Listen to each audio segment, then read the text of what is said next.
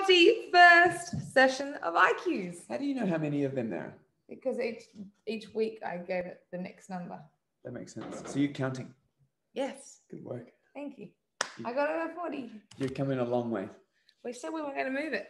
Yeah, I had to. I was on to the side. It was a bit odd. Thank you guys so much for joining us. Tonight is called All the Gear and No Idea. Now, I'm sure you have no idea what this is actually about. And the reason why we did it like that, a little bit cryptic, is because it's important that you learn what we're going to teach tonight. And you probably wouldn't have jumped on if you hadn't seen what it was about. That's it. And we're busting some myths and we're pretty much educating some peeps. You've been the peeps. So it's really cool because it's so important to understand the importance of what we're going to talk about today. And so it's a fly or something. It got me. Got it. So what we're going to talk about anyway is we're going to start with the importance of shoes. Now, I love talking to people about shoes because I know that they have no idea what they're wearing. Absolutely zero. And I could probably talk to all of you guys and say, tell me about your shoes, and you couldn't tell me other than the brand of them and they're comfortable. And typically that's not a great understanding of why you're wearing a pair of shoes, because it could be because a friend wears them, or, I hear all the time, Asics are the best running shoes. And I call bullshit on that because I wear Nike. So it doesn't work for my foot, but it works for someone else's foot. So we're going to teach you all about this today because it's really important. That's one element of what we're going to talk about, but we're going to open with shoes. And Sharon's going to share her story of her shoes. Yes. Well, me being who I am, I always used to buy the most expensive pair of running shoes. Creme de la creme. Because I thought most expensive equals the best. Now, this is not necessarily the case. Then I went and got actually fitted properly for shoes, not just by the person like the young kid at Rebel who knows nothing about shoes. I went and got fitted by professionals. And it turns out that I don't need the most expensive shoe. I need a neutral shoe. Now, the most expensive shoe is usually a fully structured shoe. Now, for my foot, the way I run, the way I walk, I actually need a neutral shoe. So all those years I was spending the most money that I could on shoes was actually unnecessary because it was actually doing me no good. You can see our dogs are playing in the background. Outside. I'll shut that door. Please do. So we're going to talk about the importance of having the right gear and having an idea about why you need the right kind of shoe for you. Because, like Matt said, we both tried Asics for a period of time because everyone raved about them. But the reality is they weren't good for our feet. No. Then I got fitted and I got the opportunity to wear, they gave me the options of 3 different brands. I then went with Mizuno's because they felt nice in the store. I went with Mizuno's because that's what runners wear, and hated them. They made my feet really hot and they just didn't work for me. And I went back to Nike. I love Nike. Works for me, works for Matt. But it doesn't work for everybody. So you've got to find the right shoe for you. And the cool part about brands is they all have a structured shoe, which is the reason a structured shoe is so important for someone is if they're pronating feet, meaning that they roll their ankles inwards when they're running or walking. And it's really easy. You can see someone stand there and their feet tilt in.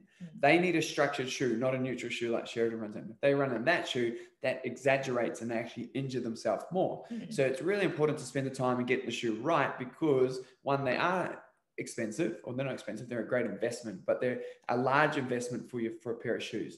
So you have to make sure you get it right and not do what Sheridan did, try and go through 4 or 5 different pairs and figure out that she was always in the right one. She just had the wrong style in the brand that she likes. So she goes for a neutral shoe. I wear a structured shoe, meaning that my feet roll in a little bit. It's a bit sturdier, a lot more goes into it, it's a bit more technical. But for me, I wear the same shoe every time. I don't go other shoes. I even tried when I did the marathon, an Ironman one time. I thought it's time to get Asics because that's what runners do. And I bought a brand new pair of Asics. Sheridan hooked me up with the person to give me the deal. Got the deal. Really cool looking shoes. Never ran in them once. And I decided to run in them on the marathon component of an Ironman, which is the last 42.5. First of all, that is the dumbest idea anyone's ever had, to not run in shoes before an Ironman. Yeah. Anyway, so I put the shoes on. They felt comfortable because they're brand new. They feel good. I'm running, and about a K in, my foot has gone numb. Like I'm talking like full on, cannot feel it. And I'm panicking going, man, if I can't feel my foot 1K in, what's going to feel like, 40 Ks in? So Sheridan's like, your shoelaces are too tight. So I had to undo the shoelaces so loose, and they were barely on my foot, that was the only way I could wear the shoe for 42 Ks. Anyway, long story short, I did not like them. I got rid of them. I only wore them for like gardening. So they were like they were his lawn mowing shoes, and they were a limited edition pair of $300 pair of runners, and I'm like mowing lawns and them and gardening because I didn't care about them because they weren't for me. So I went back to my Nikes, which I've always should have done. However, we're not saying that Nike is the only way to go because everyone's different. Some people love Asics, and that's because they love Asics, and that's great. There's a big cult on Brooks at the moment, and Brooks has luckily stepped up their game. They used to be the shoes that the uncool kids at school wore. New Balance is that one? Oh, for my era. Oh, okay. Anyway, so we're going to go through the importance of shoes to start with. Remember, this whole thing is all the gear but no idea. We're going to teach you about what you need to look out for when you buy a pair of shoes, and what you need to go and do. And the first of all thing is you need to go and buy a new pair of shoes. If you need to, and this is what we're going to talk about, is do not skimp on them, because a new pair of shoes only lasts a certain period of time. And your feet are important because they're like the tires on your car.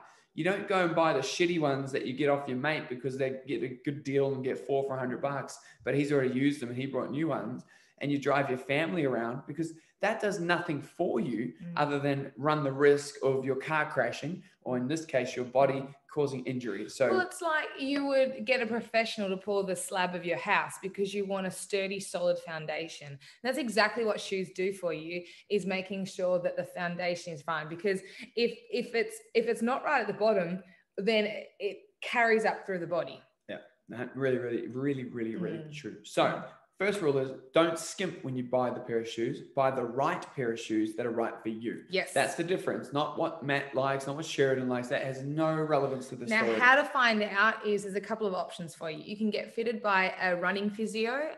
So Morgan at Physio and Fitness Clinic, she is a runner and she's a physio, so she can help hook you up with the right shoe for you. The second option is you can go to some specialist running shoe stores. You could go to Athlete's Foot. What's the ones that Jamie goes to? I can't remember. There's a couple anyway. We'll post the you can see podiatrists. You can go to all these specialists to get you the right shoe. Wouldn't recommend somewhere like Rebel or JD Sports or any Sports Power, and that they're just not qualified. They're shoes out the door. Yeah. Right. And that's the thing about it. They're not uneducated in it. They just don't care about it as to the point of a specialist. So go see someone who specializes in feet or specializes in shoes. That's the first step when you go to that point there.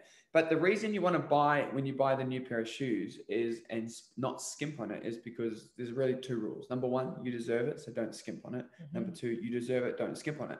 Don't buy a cheap pair of shoes because they're on sale when the shoes you really want are the ones that you need as well. So what happens is when you cook out your shoes, when they're ruined and they need to be replaced, which come Christmas time, the amount of people I see, and I'm shocked that they do not have new shoes from Christmas time, and they turn up the start of January like now, and their shoes are blown out and they look terrible. And I can tell them straight away, I'm like, cool, when was the last time you replaced your shoes? I can always tell them the last time they replaced their shoes based on the state of them. And so the deal is, though, that a good pair of running shoes, a high-end pair of running shoes, will last you about 600 kilometers of running. Now, you're like, well, I don't run that much. That's why I've kept them for 4 years, and it's awesome because I still got them and they still look okay. The reality is that every step you take is regarded as a meter, right? So every one step, you think about it, every mountain climber, every bit of impact that your shoes go through is literally regarded as a meter. So what we're trying to do is we're trying to make sure that you account for that. So typically, if you replace those shoes every 3 to 6 months, 3 if you're very highly active, 6 months if you're active, but not crazy active.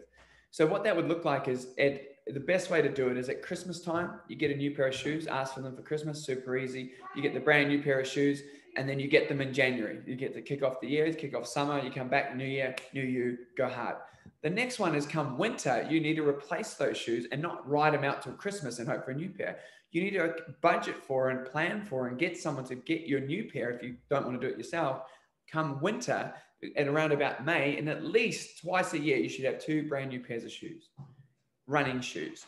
High end for your foot running shoes is what you should have twice a year, at least. If you're a very active person and you go for runs, you do multiple runs, you know, 20, 30 Ks a week kind of thing, then you need to replace those things every 3 months, quarterly. They don't last that long and they're high end. Now, here's the catch. If they're high end and they only last that little amount of time, what do you think a low end pair does?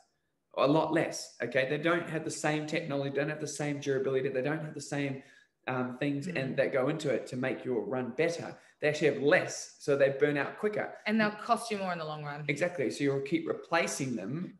And even still different to that is you'll be spending the same amount on physios and people to fix you for the money that you've saved on a shoe. So a pair of shoes is a great investment. You got to get your language right on it. It's an investment for you. And the good saying is that, you know, you can go out and buy a pair of running shoes and they cost you $300 and you'll go, $300, I ain't spending that.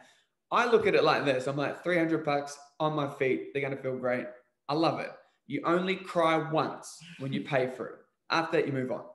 So endure that. Take the hit, $300, whatever it is for your pair of shoes. Doesn't matter. Pay the top end. Don't skimp. Don't look for mid. Go to the top. Push to the top. The reason for it is more goes into it and they're specialized in what it's going to give your foot. Your foot deserves it because it's the thing that takes the pounding all the time. You're worth it. So make sure that you give it the best amount of cushioning you can possibly give it. So what you're going to look out for is when they're cooked. This is how you're going to tell if your shoes are cooked and you need a new pair of shoes. I've written this down so don't forget it. If when you go for a run or you use them, you get new aches and pains. We're talking about your knees, your hips, your ankles. Or even your back sometimes will flare up from running. If you go out for a run and that happens after your run or even during your run, pretty key indicator that the shoe's either wrong for you or it's due to be replaced because it's cooked out and the cushioning's all shot itself. My shoes I wear for the online boot camps are shot because I've started getting some slight knee challenges. And so that's my indicator that they are cooked and I've used them twice a day for the last 6 months. So they're taking a flogging. And then the next one is if your feet are extra sore after you use them, it's typically in the arch. So in the arch of your foot, if it's really sore under there, that's usually because the support's gone on them, the cushioning's gone on them. Again, you'll need to replace that there, replace the shoe, and it can just eliminate these injuries that get caused from it. The treads, so all the grip under the bottom, that's a key indicator. I've only got to look at someone's shoe and see that it's like balled under there, and a key hot tip is if it's like that, they're done. Like that's cooked. So get rid of them if the treads are worn out. The midsole feels tough. So if you actually push the midsole of your shoe, so under the heel, that should be spongy. If you push it and it feels firm, that's cooked. Because all the gel, depending on the actual brand, they all have different cushioning systems that they use. Asics use gel. You hear of Asics gel. They actually only have a tiny little bit of gel in the heel to class it as a gel cushioning system. But if that gel cooks itself and all the foam around it compresses and wears out, it becomes inactive and it becomes hard. It becomes like a pair of dress shoes. So if you can push in and it doesn't feel soft like it did initially and it's very firm, the shoe's cooked. Get rid of it. Go get a new pair. Next one is you keep getting blisters. So if you're running in them and your feet are, every time you finish them, they're getting hot spots or blisters on your feet. Key indicator is that they've worn out and they've worn into a new pattern. And that's why you're getting them, because they're rubbing in a new spot, which creates the blister. And then from the blister, you get pain, then you don't want to exercise, and then all because of a pair of shoes. Go buy the shoes. Pretty simple, which is really easy. You're taking anything from this, buy new shoes. And your trainer said, go do it, and do it with a smile and be excited to buy the new pair of shoes. Get you excited about exercise and get you wanting to go out and go for a run. It's a bonus. It's a win-win. It's really beneficial. So the $200-300 is not that bad. Can you get me some? No. Just no. 2 pairs. So you, like I said before, you buy the shoes and you only cry once. So that's sort of the main thing you're looking out for there.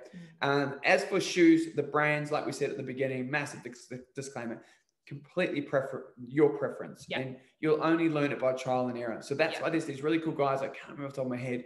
You can go in there, they give you a 30-day trial of the shoe. So you go in, they're physios, they're podiatrists, they work at it, and they, you go in and visit them. They put you in the pair of shoes, you buy the pair of shoes, they guarantee that you can walk away and you're in the right shoe. If you wear them for a week, 2, 3, 4 weeks, within the 30 days and you do not like them, you can completely return them and they'll replace them with a different shoe. Active Feet, that's the place. Feet, there you go. And that place there, that's a phenomenal deal, because typically if you buy from Rebel and you go and run in them for a month and turn back like, hey, I don't like these, they're like, unlucky, buddy. You've worn them. These guys actually make you go for a run like around the block before you purchase the shoe. So that's a specialist. That's what you want to see. Someone like them, and with a guarantee like that. That's called Active Feet, and they're in Sandringham. Easy, cool. So that's the first part. So the shoe is very, very, very, very, very, very important, and it's personal preference. So you have to find a shoe that you like, a brand that you like, not what Sheridan likes, not what Matt likes. It's 100% your choice. Then you have to go see a specialist and go, cool, what's my foot doing? And then they will shape you and say, cool, you need one of these shoes. Choose what you like. And then that's how you make the choice, the decision. Really simple, right? That's the shoe. That's the car at the bottom. That's what you invest in. Don't hold back. Make it the best decision you ever wanted to do. And regularly. Even if they might not even look like they're old, but they might just be worn. Yeah. That little test I was telling you about, push on the sole, check the treads. Am I getting blisters, aches, pains, all that sort of stuff there. If you're doing any of those things, you got to look at the shoe and go, what's wrong with it? Is it me? Or how long have I had it for? Oh, I've had it for 4 or 5 months. Maybe it's just burnt out. Replace it. Don't cry. You only do it once, but just move on, do it. The next part, which is equally critically important, is the socks. You buy this $300 pair of shoes and you go to Kmart and buy a 10-pack for $4. Okay? That is stupid. Don't buy the Kmart socks. I'm sorry. They're not that good. Okay? 10 for $4 or 10 for $3, whatever it is, don't do it to your feet. Give your feet the blessing of a great pair of socks. Okay? That's the equivalent of buying all the freshest ingredients and organic this and the Scotch fillet steak, and you have all the stuff and you grab the friggin' tomato sauce and squish it all over it. Nothing wrong with tomato sauce. It works, right? It works. It's totally fine, but it's not the best that it could have been. So treat your feet the same way. So invest in a great pair of socks. So you need to find the same thing. So socks have a lot of technology that go into them.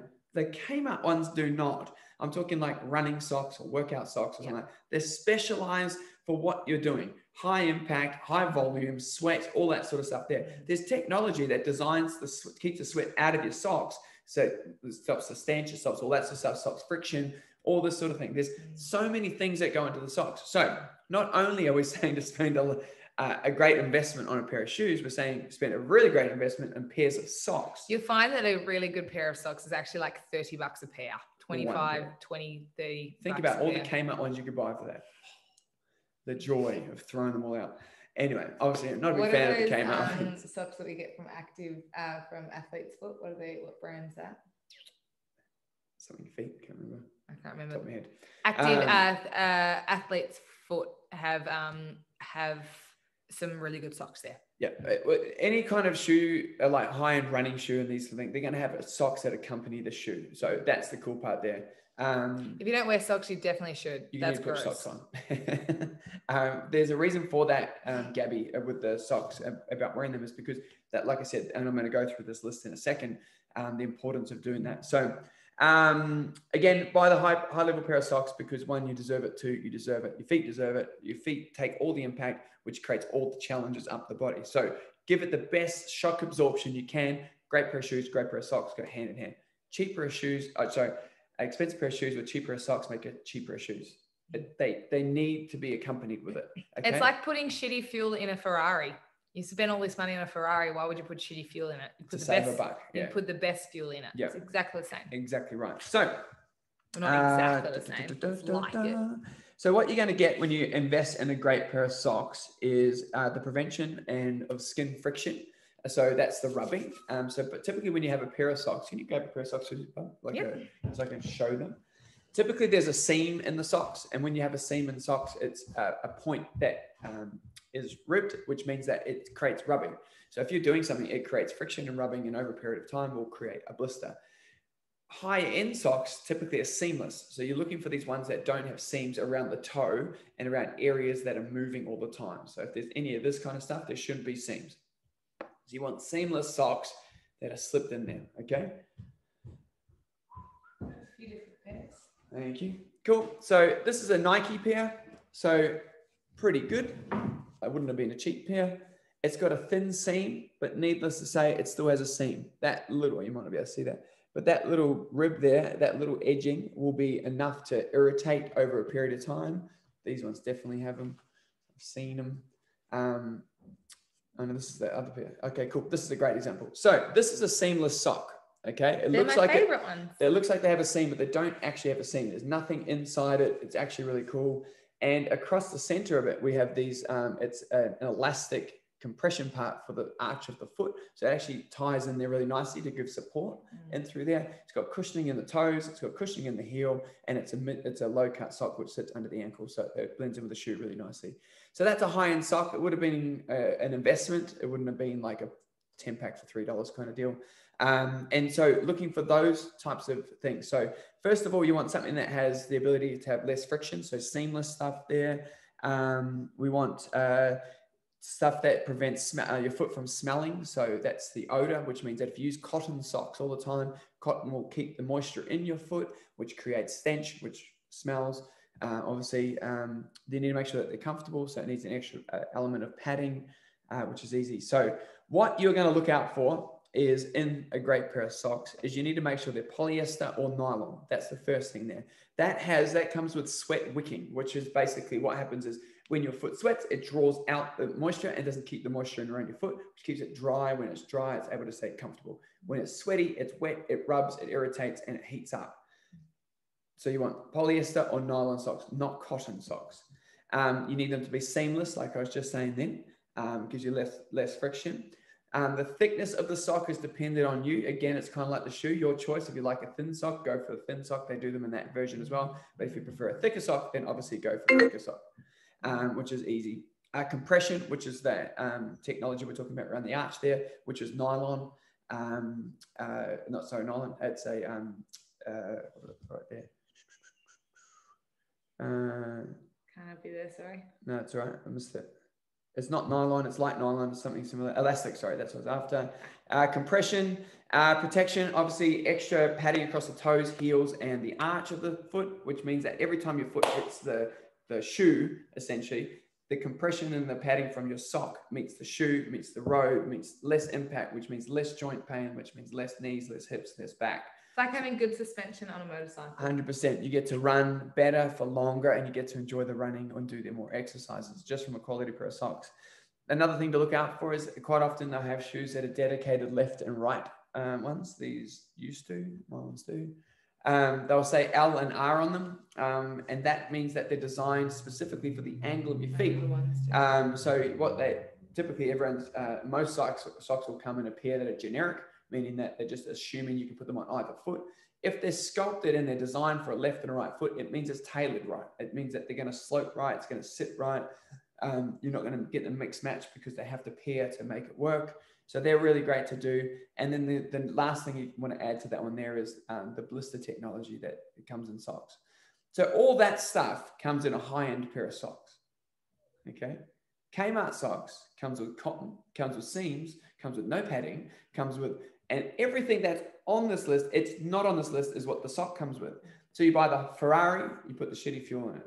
Invest in a high pair of socks, 2, 3, 4 pairs if you have to. Trickle them over a couple of weeks if you have to. Wash the socks regularly if you need to replenish so you don't have to keep definitely wash them after each use. But I'm talking about so you don't have to buy 7 pairs for the week if you're smashing out the training. Right. So that's the key to that one there. So we've got the high-end pair of shoes. Don't skimp on it. Find the right pair for you. Brand is irrelevant. It's just what you like. Base something around there. See a specialist. They'll fit you in the shoe. That's best suited to you. And just don't hold. Remember, you only cry once when you invest in it. It is an investment. I 100% promise you, which is cool. It prevents a lot of injuries from having a high-end pair of shoes. And the less injuries you have, the less time you have to see a physio. The less time you have to see a physio, the less money you have to spend on it, which means you can allocate it to your next pair of shoes when they run out. So the idea is you keep looping these around so that you have this amazing ability to endure your exercise journey for longer. That's the key to it all. And it stems from the shoes and then the socks. Like a cheap pair of socks and a high-end pair of shoes just makes them a cheap pair of shoes. So you would just be better off saving your money. Invest in the socks. If you already have the high-end pair of shoes, but you're running a cheap pair of socks, go invest in the socks. Like do that over the next week or two. Put them on and get a feel for what that actually feels like when you actually run in them and actually exercise them. You go, oh my God, what have I been doing spending $3 on 10 pairs of socks. What have I been saying? I'm just going to spend the next 12 minutes showing you all the different pairs of socks we have. No, just kidding. These are quite a good brand, is Light Feet. However, they do have a thick sock and a thin sock as well. This is the thicker one.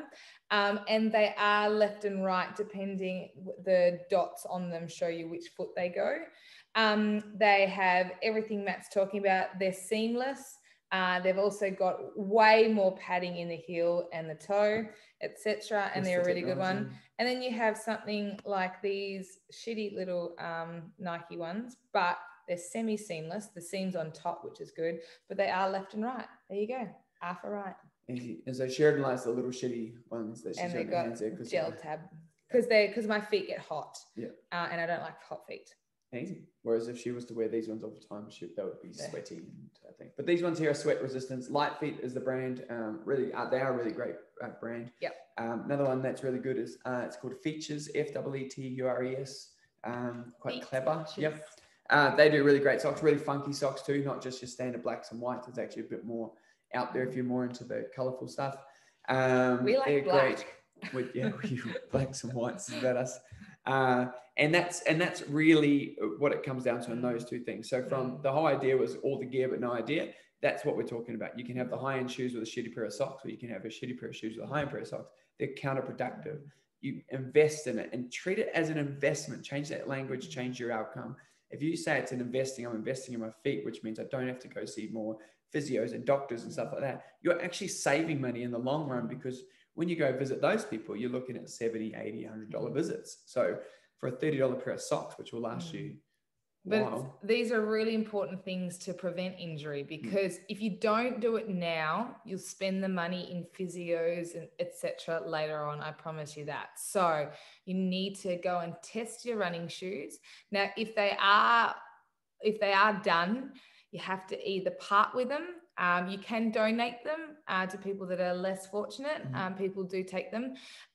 Or you could have them as just like garden shoes, like Matt did for his ones. But it is really, really important. You've got to take your body seriously, especially you guys. All of you guys invest in your health and fitness because you're here with us. So you need to make sure you approach it with a really holistic approach and make sure you're doing all the things that you can to make sure you're getting yourself the best possible outcome. And part of that is injury prevention. And 101 is making sure you have good shoes. Yeah.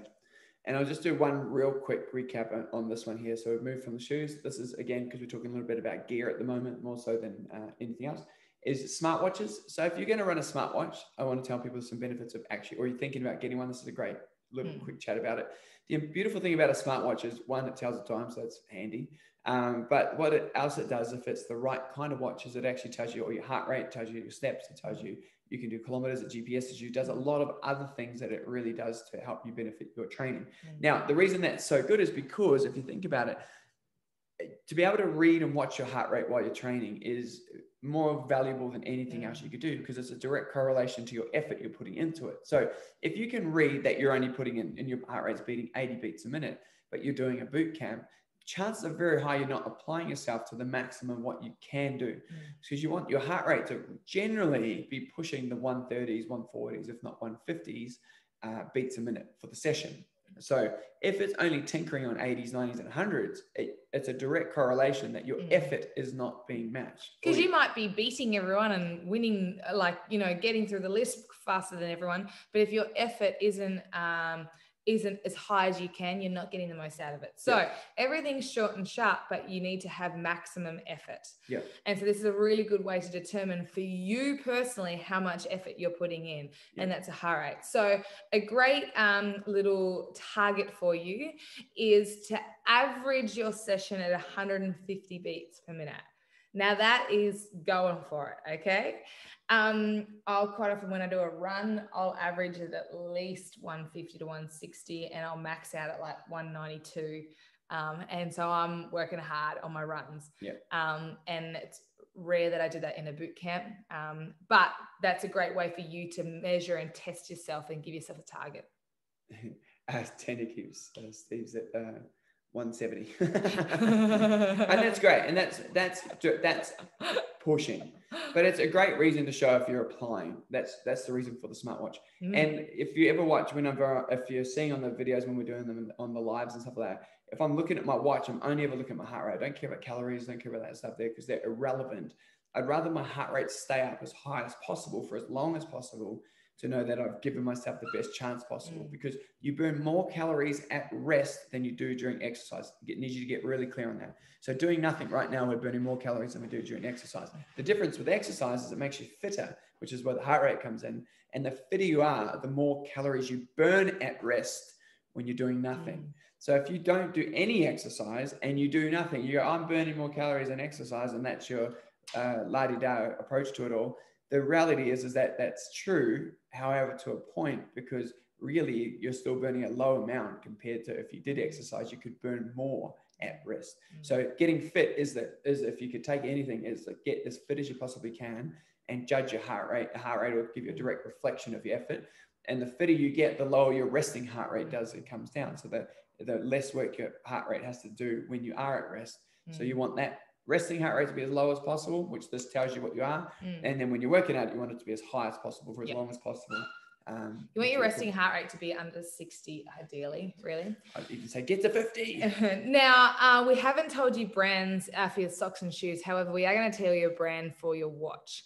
Garmin is the way to go. We're gonna promote Garmin here. We've had a lot of challenges with Apple Watches and the heart rate being quite out. Fitbits just don't have the technology like Garmin. Garmin specialize in it. So that's what they do, and they do it really well. So if you're going to invest in a watch, I would highly recommend investing in a Garmin. We're not sponsored by Garmin, by the way. We don't have any affiliation. We'd like sponsorship if anyone knows anyone. I do need a new one. I do need a new one. We don't get any money for anything, so it's not because we're doing it for an affiliation. I promise you, it purely is because when you look at all the testing and all that measurements and stuff like that, it always comes back to Garmin being in the forefront. If you really want to get it right, you get the heart rate monitors and sit on your chest. That's more accurate than the watch. The watch is a gauge. The heart rate monitor is more accurate again. That's taking it to the next level. But as a gauge, it's easier to do this and check it. Whereas a heart rate monitor, you got to check it on your phone afterwards. So you can't see the workout during. So a great example is if you can use the watch to gauge where you're at. And if you don't have a watch, you think about getting a watch, we'd recommend you look into the Garmin's. They are more on the pricier side than the Fitbit and things like that. We've Apple just got watches, the entry level, or not quite entry. We've got about mid-level range one in there. It's definitely the lower end of it. It does everything we need it to do. Bike, run, and we pretend we swim, but it has another option. So the reality is though, but the Apple Watch is exactly that. They're a technology company that built a phone or computers and phones, and then they're playing in the market of watches because they're trying to put the technology into the watch, trying to make it more compatible. You can use your phone on the watch. You can do anything that has that much stuff going on in one thing isn't going to be specialist. It's going to be market playing. And versus Garmin don't go jumping on phones and computers to compete against Apple. They just compete in their field with the watches and the GPS technology that they use. And they lead the forefront. So that's why we suggest choose the best if that's what you're after. Otherwise, if you use the Apple Watch and stuff, again, it's still just a gauge. It's just out quite dramatically sometimes by at least 50, 10.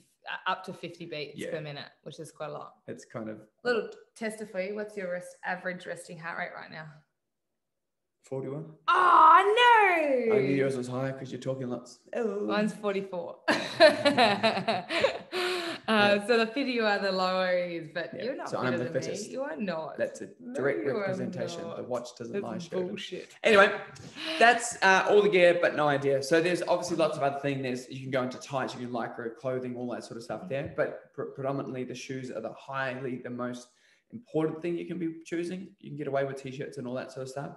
And the watch is another thing that accompanies it all for your efforts and stuff that you're doing. So if you have any questions, anything, please just message us, put your hand up, or even just send us a text like people do.